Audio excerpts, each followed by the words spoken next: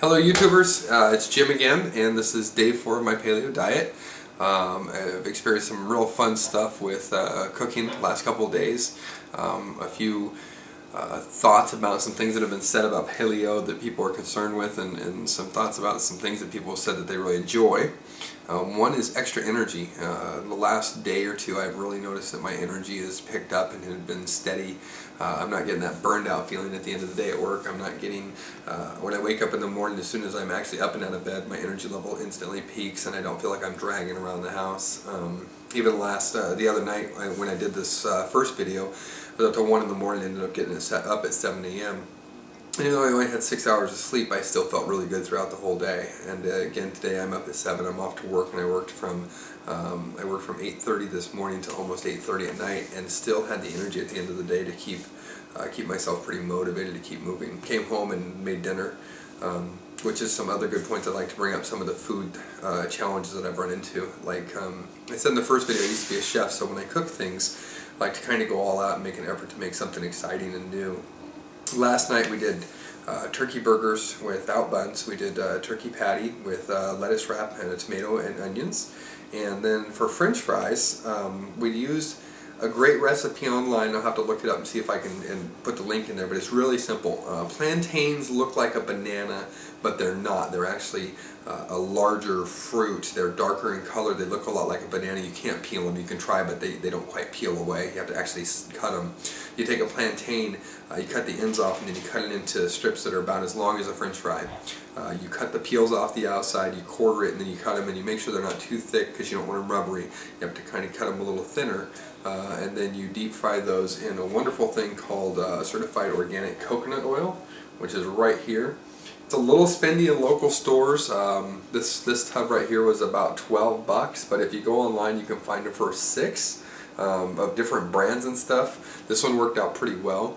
Aroma free, ideal for cooking. It doesn't have a coconut flavor or anything like that when you cook with it. It's actually just like an oil. They recommend you can use lard or you can use coconut oil. Lard is very inexpensive. It was $2.50 for a thing of lard. It was $11 for that, $12 for that. But my wife is very specific about what kind of animals and stuff like that she eats. She doesn't do pork. She doesn't do lamb. She mainly does fish, chicken, poultry, things like that. Which totally admire her for the fact that she has that willpower, which is a new willpower for me not to eat breads and things. I understand what she went through. But she never really had a craving. She didn't look at those animals in that way. Now that she's starting to do the paleo diet also, she's considering beef products, but it would be more like really good steaks and things like that if she does anything at all. We'd still probably stick with the ground turkey and ground chicken, mainly just because it's something we're used to now. So last night's dinner, like I said, I'm going to put a picture on here in just a second. It was a ground turkey burger, a little bit of seasoning, some tomatoes, onions, and wrapped in lettuce, and then the deep fried plantains. Slice them up, get your oil up to about 325, 350 degrees, slice them up, put them in there, let them cook for about 3 to 5 minutes so they're nice and crisp. You really want them crisp. Pull them out, set them off to the side. You can put a little sea salt and pepper on them if you want. We didn't put anything on them for seasoning because I really wanted to see what they were like.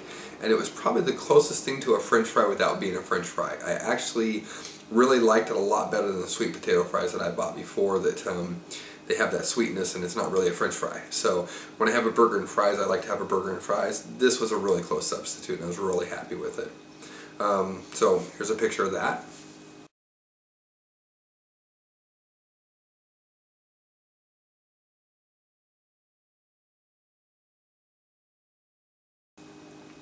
And the other thing that we had, like tonight when I came home, I was actually, the other day I was thinking about things that I'd be missing, and one of them was Chinese food. My wife really loves a good almond chicken. So tonight when I came home, I made almond chicken, and I made it paleo style. I used almond flour instead, beat an egg, put some almond flour in there, which once again I didn't have the arrowroot, so I couldn't use that, so I had to make an adaptation there and actually use cornstarch, which I know I shouldn't be doing, but I figure 3 tablespoons in a day of a product for grain is not a horrible thing. So I did a little bit of cornstarch instead, but do use arrowroot powder. Mix that up with some 3 tablespoons of water, an egg, 3 tablespoons of the flour, the coconut flour, the almond flour, 3 tablespoons of the baking soda or baking powder, no, I'm sorry, a little baking powder and like a teaspoon of baking powder and 3 tablespoons of cornstarch. Mix that up, blend it all together, heated up the coconut oil, got it nice and warm. Dip the chicken breasts in there, laid them into the pan, let them cook in there for a few minutes so they were nice golden brown. Pulled them out and I threw them in the oven on the rack to let them kind of cook in there at about 325 for 5 or 10 minutes till the pink was gone. In the meantime, you make a sauce. You use organic chicken stock, probably about a cup and a half organic chicken stock, and then once again use the arrowroot with a little bit of either butter or you can use lard to cook down. To make it into kind of what's called a roux, which is a thickening agent. You can break that down that way, and then, or you can actually do the arrowroot with water, 3 tablespoons of water, 3 tablespoons of the arrowroot, mix it together, and then bring the chicken stock to a boil with 2 tablespoons of soy sauce, and I'd have to look up the recipe I looked at.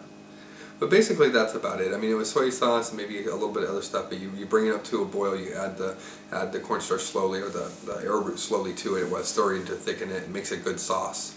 And that's what we had for dinner with some steamed veggies, and it was wonderful. I was really surprised. I mean, last night's dinner wasn't quite appealing to my wife. It was a little bit bland.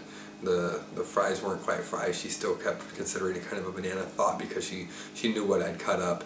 So it didn't quite work for her, but when I came out with this almond fried chicken, which was one of her favorites, and I really didn't think it was going to be as good as it was, and I ate the whole thing. So as a matter of fact, here's a picture of that.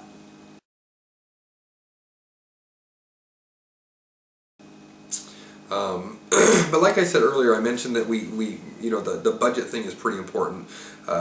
Organic chicken, organic beef, fresh vegetables, things like that, they're fairly more expensive because of how much more work it takes for the farm to do so and to get them there. And if you can stay with local produce, some of the tricks that I've read are to use farmers markets, things like that. Local farms, get a hold of some of those. Do some online research and see local towns here in the Northwest that we have. Different towns have different days that they do their farmers market, which is really great for me because my days off aren't weekends. My days off are Mondays and Tuesdays.